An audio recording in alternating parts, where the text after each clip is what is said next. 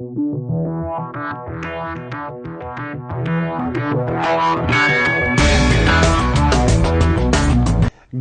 day, my friends. It is Friday, March 16th, 2012. I'm Lonnie Paul, and this is Tech Update. You know, I thought I'd start off to just quell the rumor that's been circulating around the internet today, this week perhaps, that is just has people up in arms.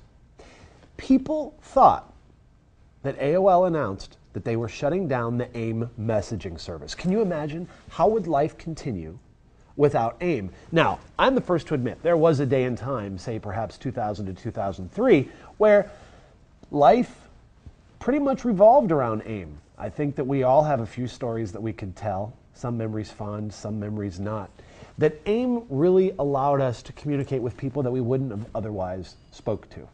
So if you can remember back to the days of AOL and the good old chat rooms, it was a good time. That's all, of course. And now that's all been replaced with Craigslist. Well, I guess Facebook sometimes too, but Craigslist is the place. But not to worry, my friends. AOL said, oh, don't worry, we're reducing the size of our staff, but we are not shutting down AIM. And in fact, yesterday they reconnected it so that you can get your messages via AIM through Gmail and Google Talk. So rest assured, you can continue to instant message till the end of time. Speaking of messaging, you know, there's been a lot of challenges in order for messages to get from one point to another when there's a lot of obstructions through the water, through the ground, through other planets, you know, those types of things. Well, researchers have finally come together and they figured out a way to use neutrinos. Yes, neutrinos. They're these little teeny tiny little things that just pass through matter and everything else, and they've been able to send a message in binary code through the Earth using neutrinos, all the way through the Earth. So this could allow us to, I don't know, perhaps chat with people in China using neutrinos. Don't know the purpose, but I'm sure it'll be good for submarines and military purposes and stuff like that. Okay, now, speaking of communications, you know, we all try to come up with PIN codes, passwords, and locks on our phones that, you know, keep prying eyes out, aka your significant other. A pimp has had his charges delayed because the feds can't crack his Android unlock pattern. So on the Android, you have a choice of different options for your lock, and one of them can be a pattern. And it's a grid of 9 little dots or 12 dots, and you can just interconnect them in whatever way you feel is necessary to keep your information private. Well, the feds can't bust through the Android pattern lock of a pimp, so he gets to enjoy another day taking care of lovely women. Do you know the name of the pimp? No, I do not know the name of the pimp. It's Dante Deers. You know the name of the pimp's group? PhD. Pimps and Pimpin' Hoes Daily. All right. So yeah, pattern lock, good choice for your phone. PayPal on your mobile phone is going to be possible very soon. They're actually rolling out initiatives to let you use PayPal to pay at different locations. But beyond that, a lot of people have seen the little square device that people use on iPhones. They plug it into the iPhone and they can accept credit cards. So street vendors, people selling at carnivals, fairs, the pimp, They need these devices so they can make charges on the go. Well, PayPal has introduced a new mobile card reader that will be available for payment processing. It's a cool little blue triangle from what they've showed, and you can see in the graphic here. But soon you'll be able to accept PayPal pretty much anywhere you go. So that's very cool. Now, speaking of using your cell phone, many of you are big fans of using Instagram, right? You got to have pictures that look like they were taken 30 years ago, but you want a better quality camera and a really fast smartphone, but you want your pictures to look old and weird. Whatever the reason may be that you want that, that's good for me. And if you don't have a smartphone and you wish to be part of that Instagram-like experience, what can you do, my friends? First, take your pictures on 35 millimeter film, and then take the film container and throw it in your laundry. Yes, according to this report on Gizmodo, just throw the film in the washer and they're going to come out kind of crappy and look like they were done in the 70s, just like the ones that are digitally processed on your smartphone. So grandma, throw it in the laundry and you can be a hipster too. Okay? Speaking of video and photos, the Sony Bloggie, people know about this device. It's a great little camcorder, kind of like the Flip, that has been out for a while. But now you can get down and dirty with your Sony Bloggie Sport HD. So not only is it an HD, but it is also shockproof, dustproof, and waterproof. So literally, you can get it wet, bounce it around, bang it around, do whatever you need, and not to worry, you're still going to be able to capture all that great HD footage on your Sony Bloggie. Speaking of portable devices, are you ready? Do you like how everything's tying together this week? Everything kind of flows into one another?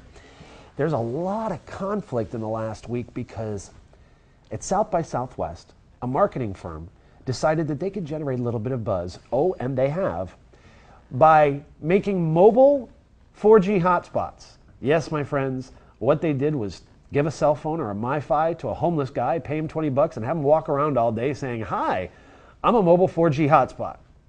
Brilliant, right? Brilliant. Imagine if we could just give all the homeless people 4G hotspots and they all walked around. Then we could get a large part of at least downtown areas covered and other things, and we wouldn't have to subscribe to any other services. Probably not the most politically correct thing to do. So, bad people thinking you can do that. All right. What is worse than when the power goes out? Right? You're having a hankering for, say, a Snickers, right?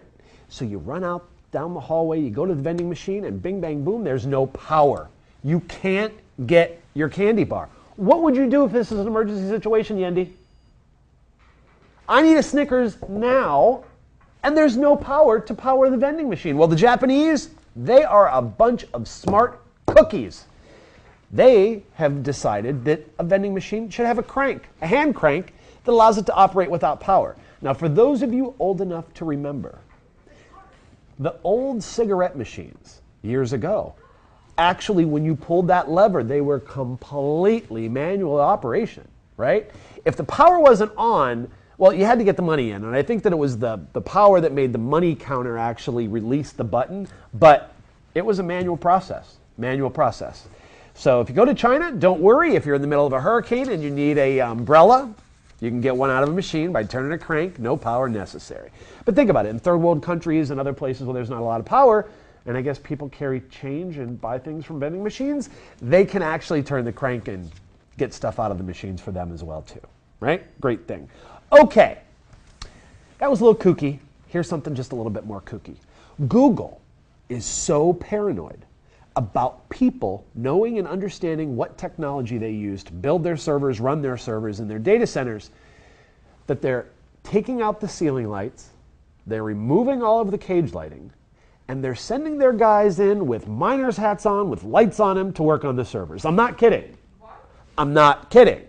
They basically don a miner's hat, and for those of you who don't know what miners do or didn't see the disaster down, where was that disaster? Chile. Yeah, in Chile. Remember in Chile? All the guys come out and they have the little thing on their head, the little silver reflector? Yeah, those guys. That's how Google works on their servers. In the deep of night, in black cat suits with helmets on that make them look like coal miners. Do they mine coal anymore? Not here, right? I know, but I like the outfit. The outfit's nice. Yendi likes the outfit. Okay, so if you're a good cat prowler, you might want to apply to Google for a job. Okay, next, atomic clocks. Got to keep perfect time, right? You know, we got leap year, we got daylight savings time. We're always doing things to change around the time because, you know, it varies.